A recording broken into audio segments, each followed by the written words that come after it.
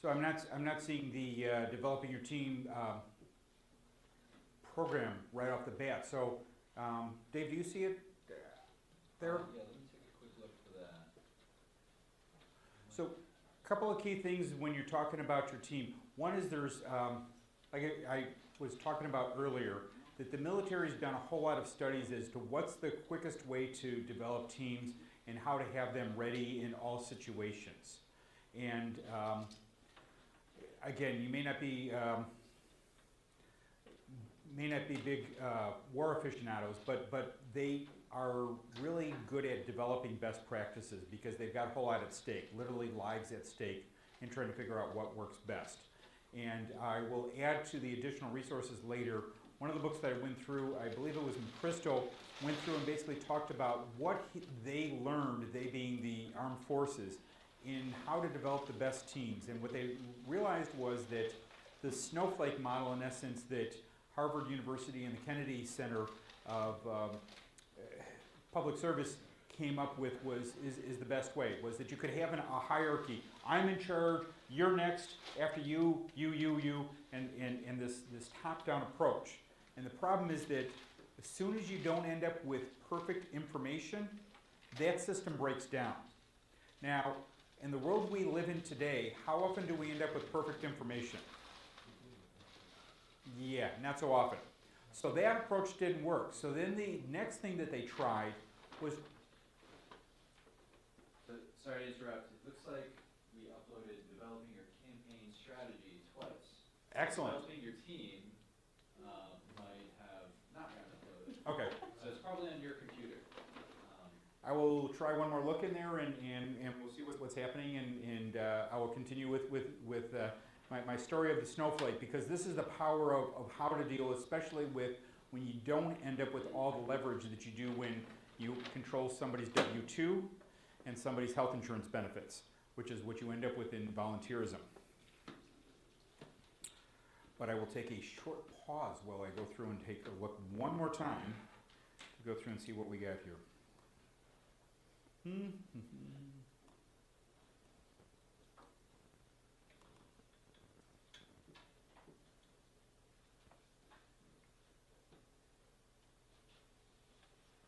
it occurs to me also while you were talking about the campaign manager and candidate roles, you started talking about other team roles. To loop back to that a little bit? Yeah, it's possible that you just didn't do a separate presentation for that one. And you just sort of, it seemed to kind of seg seamlessly into other roles. And I do apologize, some of these presentations weren't done with my fullest concentration based on time allotment available. It's okay. It was very dark when I was doing these. We do need to make up some time. So I'm not going to go too long on this here. Thanks for that. So again, the Snowflake model, as opposed to the next approach that the military basically tried as they were going through and learning best practices, and again, literally losing lives of our American soldiers, as well as a whole lot of other people that were also very valuable.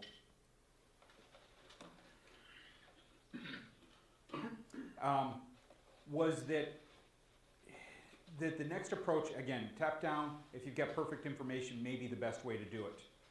Not the most moralizing way of doing things, but it does allow for a command and control. The next approach was to just kind of let everybody do what they thought was best. The problem was that there wasn't a good flow of information. So what they realized was to develop a Snowflake, what they call a Snowflake model. You guys all remember how a snowflake looks? You basically have, the little crystal in the center, and then it's got a piece there, and then from there you might have 3 or 4 pieces that come off of that, and then you end up with another 3 or 4 pieces, and another 3 or 4 pieces, and another 3 or 4 pieces. So as you build that around, one of the things that ends up happening, especially when you end up with volunteerism, is not everybody has the same interest in taking leadership roles. Again, some people may be leaders all day, and they don't necessarily want to take much of a leadership role when they're working on a campaign. Others just are not of that kind of personality. Again, it may be that they're really deeply introverted and for them it's very emotionally draining to have to go through and interact with people. Other people may just not know how to go through and deal with people as an introvert, for example, in a leadership role. Now, there's lots of, as David was suggesting, lots of very effective leaders. In fact, if you actually go back and talk to a number of the presidents, they are naturally more introverted. But it's kind of a spectrum issue, like many of how we tend to classify people. There's spectrums. So what ends up happening is that the Snowflake model allows, and I'm sure George can clarify this much better than I can, or articulate it much better than I can, but the idea of empowering people with as much as they are ready to handle, and keep a dialogue going so that you end up with communication going forward so that people can take on more as they are ready to, and help encourage them to take on greater leadership roles. And part of it is that life also changes. I don't want a leadership role this quarter. I've got 16 projects at home. My kid is sick. Da, da, da, da, da, da. Next quarter, life is wonderful. Give it to me. So there's all these different things. I had a number of people ask me to do some things. You know, I was kind of busy this weekend and this past week because I got something really important. But I'm kind of getting to the end of this project, so next week I'm much more open to those things. So one of the things about the Snowflake model is that you're looking to deal with people as they are as individuals. And so that's a key thing when you start looking at how to develop your team and setting people up for success. One of the other amazing things that I discovered was I've been involved with a number of different organizations over the years. And one of the ones that I always found a great draw towards volunteerism, because it's so empowering and it's so a way to go through and improve things, but it also runs into all sorts of problems. People are underqualified, they're in it for the wrong reasons, you know, they're all in it for some, and all it takes is a few people, but a few people are in it just for the ego. It's just about me, me, me, me, me. And it just poisons the whole thing, it's no fun. Then there's other people, and so all these wonderful people that are doing great things are poisoned by the egoists. Well, what I found, one of the ways to solve that was to use teams. So there's an organization that I'm involved with, and they've got a website, and they've got a monthly newsletter. Well, the monthly newsletter, they do a couple of things. One is they have an editor and a co-editor. They also have teams. So they've got proofreaders. They've got a whole team of proofreaders, so that when Susie's on vacation, no problem. It goes out to the same email address, proofreader@organization.org. 6 people get it. First one to go through and pick it up and say, I got it, handles it. So somebody wants to do it once a quarter, raises their hand once a quarter. The other people want to do it every night, they're on top of it. So every time the website's got a problem, 15 people get an email, because it all goes to webmaster@organization.org. Somebody picks it up right away. And so what I found is a team approach where you start to use certain channels like email addresses that go out to a group of people. And then it's a matter of who raises their hand. And some people raise their hand a lot because they want to go through and move up the chain. I don't want to just be the webmaster, I want to be the communications director. Other people raise it because that's all they got. You know, they don't have kids, they don't have, that's their big thing. And other people are like, look, I just want to kind of pay attention to this, someday I'll be ready to it. Or, I don't really want to do it, but if everybody's on vacation, I'm happy to step in. So they can do that. So what I found is try a team approach for your different key positions and ask people to step in and let them help self-manage themselves as a team. Because I found that to be a real effective approach. And it also allows for people to kind of develop at their own rate. Some people may take 4 weeks before they get the first part of it, but then they're off to the races. Other people, 10 minutes, look out, there they go.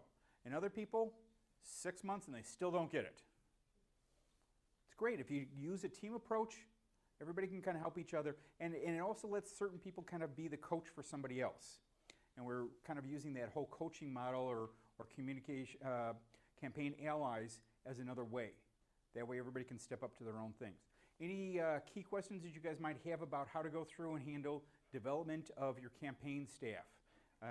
Both as volunteers, maybe as paid staff, as leadership, some of the different key questions that we can kind of round robin. And I'll just, not that I'm an expert, but I'm going to help use this as a facilitation for just a minute or two here.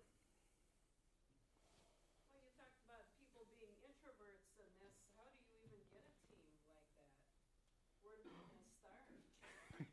So the question was, I'm an introvert, how do I get my team to get started so I can start to run into the problem? And I think that's got some interesting comments here. Well, one of the things that the Green Party can do for you is within your neighborhood, you may very well have people who have already run campaigns. And so you have your friends who can assist, and then you have the Green Party who can assist your friends. So the reality is that you're going to have to step out a little bit, but it doesn't have to seem as overwhelming as having to step out, you know, like I got to go find all 200 people to do this campaign in all those spots. So what I hear Dotsa saying is, you're going to have to reach out a little bit. Reach out to the local Green Party. Ask Josh, how do I go through and get over this? How do I get beyond it? So does that help out there? Yeah, that helps. And that's one of the key things on a lot of this. You're going to have to get used to asking. You're going to have to get used to asking for money. You're going to have to get used to asking for volunteer help. You're going to have to get used to asking for... This is about community. But guess what? That's what the position is. Most positions that we're looking for in government are about working in partnership with your community. So it's a great opportunity, and yeah, it's going to be uncomfortable. But it'll be less uncomfortable the more you do it. So thanks. Awesome question. Any other quickies? Go ahead. In your opinion, within a campaign committee, who does the committee answer to? Is it the candidate? Is it the campaign manager? Awesome Does question. it depend on the committee? So yes, certainly every committee is going to define what their organizational structure is. I would personally recommend that the committee, that your campaign team reports up to the campaign manager, and the campaign manager works in partnership with the candidate. That if you've got them both kind of co-equals and they can both override, you will frustrate everybody involved. The campaign manager is going to need to make decisions and do the best they can to go through and go forward. And if they come back and get redone by the candidate, it's just very frustrating. They're trying their absolute best. They're always going to be understaffed. They're always going to be under-resourced. They're always going to be short. So they're doing the best they can with limited resources and, almost as important, limited information. So if you try and do it so that they both have equal, it's more than likely going to fail. I recommend the model like a CEO and a COO. And that's usually what works best. If you look at what's kind of best practices, there's a few places where they do co-CEOs, but it's usually very seldom for a long term, and it's usually very seldom as effective as it could be. One of the examples, the exception of quote the rule, was when Google started off and they had Sergey Brin and Larry Page as co-CEOs. But if you notice, they then brought in someone else who had senior management experience, and they both kind of took a different role and said, we need to have somebody who's the buck stops here, because it gets real confusing. And it's very frustrating not only for the campaign manager, it's not only frustrating for the candidate, but the team, whether they're volunteers just coming in for an hour, you can smell it right away. You can see exactly when you don't have a cohesive management structure, it just cascades so quickly. Has anybody seen where they haven't had clear lines of who's in charge and you can tell it? And I'm seeing that all the people that have been involved in multiple programs, they can tell it right away. So awesome question. Yeah, I definitely recommend that it's campaign manager is the pivot point for everything, and then you end up with the candidate. Because again, the candidate's not supposed to be focused on managing the campaign. They're supposed to be focused on what? The message and selling. Good stuff. Any other questions? Go ahead. Do you have any recommendations or resources about how to group your volunteers into teams like you were talking about, and how to kind of assess who's good at what things? And because they don't always give you perfect information about what their level of involvement is, or what their interest level is, or any of that stuff. So do you have any recommendations on how to do that? So I would come up with some quick questionnaires. I would come up with, if you can, some Google forms that you can ask people to fill out so that it helps kind of track things and drop things in. Or again, when we start talking about some of the other database tools like a nation builder where you're putting all of your information straight into a database, I would, again, really focus and have your HR person really focus on that, and then your HR onboarding person go through on a weekly basis and sit down with your campaign manager or your leadership team and say, what is it that we're missing on here and how can we help improve that? And we need to do it very quickly. We can't get too bogged down in that because, like you said, it's so important, and it's real easy to say, because I've watched how long it takes to do HR perfect, it's forever. And part of it is it's so changing, but it's so important. So you need to just kind of say, this is going to be imperfect, we're going to be better. David, you got some great ideas? Can I follow up to that too? Please. Let me get David first, and then I'll get Christina. Yeah, sure. So another tip when you're dealing with volunteers is that instead of putting them in a specific role right away, ask them to work on a specific project. So for example, maybe you have 3 volunteers this week, and one person says, I like writing. So you say, okay, great.